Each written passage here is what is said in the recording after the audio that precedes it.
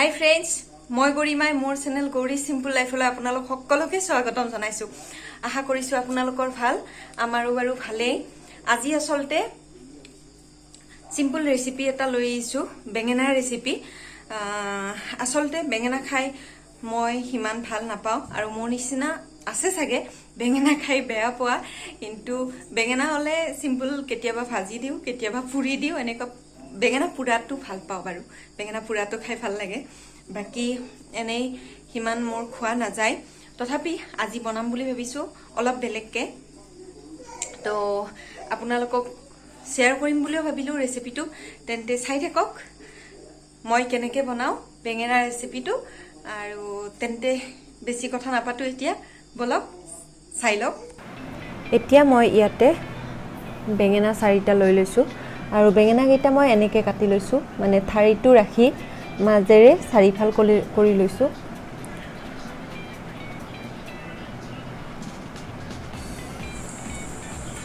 এনেকৈ হৈ গ'ল কাটি লোৱা। এতিয়া মই এটা বাটিত দৈ অলপ লৈ লৈছোঁ। দৈখিনি অকণমান ফেটি লৈছিলোঁ মই, আৰু তাত হালধি, কাশ্মীৰী ৰেড চিলি পাউডাৰ আৰু ব্লেক পেপাৰ পাউডাৰ দি দিলোঁ মই। এইখিনি দি মই এইখিনি ফেটি ল'ম। এতিয়া এইখিনি ফেটি লোৱা হৈ গ'ল। এনেকৈ ল'লে মানে দৈটো ফাটি যোৱাৰ চান্সটো কম থাকে। দৈটো কেতিয়াবা ফাটি যায় আৰু চব্জিটো ভাল নালাগে, সেইকাৰণে দৈটো এনেকৈ লওঁ মই। আৰু এতিয়া মই এই বেঙেনাকেইটা নিমখ হালধি একো দিয়া নাই, মই এনেকৈ ফ্ৰাই কৰি লৈছোঁ 70-80% মান। এনেকৈ লৈ ল'লোঁ আৰু এতিয়া বেলেগ ফ্ৰাই পেন এখনত তেল দি তাত গোটা জিৰা, শুকান জলকীয়া 2টা, ডালচিনি, ইলাচি আৰু লং 2-3টামান লৈছিলোঁ, আৰু পিঁয়াজখিনি দি একেলগে মই ভাজি লৈছোঁ। আৰু এতিয়া আদা নহৰু থেতেলিয়াই লৈছিলোঁ মই, সেইখিনিও দি দিলোঁ। এনেকৈ অকণমান টাইম ভাজিম আৰু লগতে অকণমান হালধি দি দিছোঁ, পিঁয়াজখিনি এটা কালাৰটো চেঞ্জ হোৱাৰ কাৰণে। আৰু এতিয়া মই ইয়াত ধনিয়া গুড়ি আৰু জিৰা গুড়ি দি দিছোঁ অকণমান। এইখিনি এতিয়া ভালদৰে মিক্স হোৱাকৈ ভাজি ল'ম। আৰু এতিয়া ইয়াত এটা বিলাহী পেষ্ট কৰি লৈছিলোঁ মই আগতে, সেইখিনি দি দিলোঁ। আৰু এতিয়া এইখিনি অকণমান টাইম ভাজিম, মানে বিলাহীৰ পানীটো নোহোৱা হোৱালৈকে। অকণমান টাইম ঢাকনখন দি দিছোঁ মই, জাষ্ট 2-3 মিনিটমান লাগিব। এয়া হৈ গ'ল। ফ্লেমটো বঢ়াই থৈছিলোঁ মই, তেতিয়া 2-3 মিনিটত হৈ গৈছে। আৰু এনেকৈ অকণমান তেল ওলোৱাৰ নিচিনা হৈছে। এতিয়া মই ইয়াতে দৈৰ পেষ্টখিনি দি দিছোঁ। দৈৰ পেষ্টখিনি দিয়াৰ লগে লগে হাতেৰে লৰাব লাগিব, মানে দৈটো নহ'লে ফাটি যাব পাৰে। তো এনেকৈ লৈ ল'লোঁ মই, আৰু ভজা হৈ গ'ল। 5 মিনিটমান লাগিছিলে। আৰু এতিয়া মই পানী দি দিছোঁ। পেষ্টখিনি অকণমান শুকান হোৱাৰ পিছত পানী দি দিলোঁ আৰু ঢাকন দি দিলোঁ। এতিয়া এইখিনি বইল আহিছে ভালকৈ।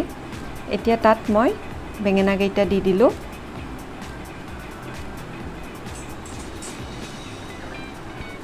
এয়া বেঙেনাকেইটা দি দিলোঁ, আৰু এতিয়া মই আকৌ ঢাকন লগাই দিম। তাৰ আগতে নিমখ দি দিছোঁ। নিমখ মই দিয়া নাছিলোঁ যিহেতু, নিমখ এতিয়া দি দিছোঁ, কাৰণ নিমখ দিলেও কেতিয়াবা দৈ দিলে ফাটি যায় দৈটো, সেইকাৰণে মই নিমখ পিছত দিওঁ একেবাৰে।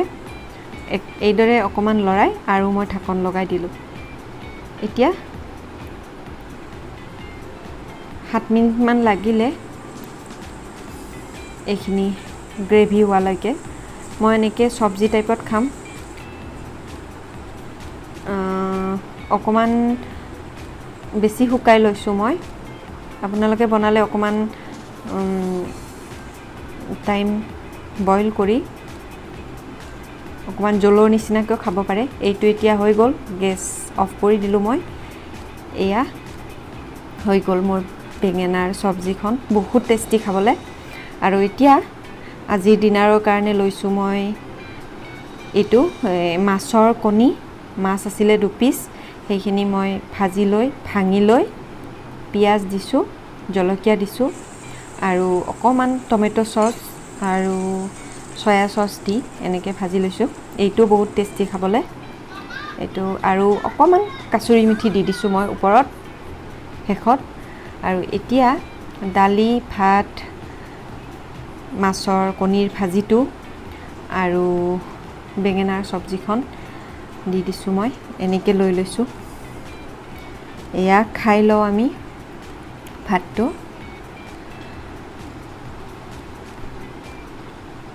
তেন্তে ভিডিঅ'টো চালে নিশ্চয়, কেনে লাগিলে মোক জনাব কমেণ্ট কৰি।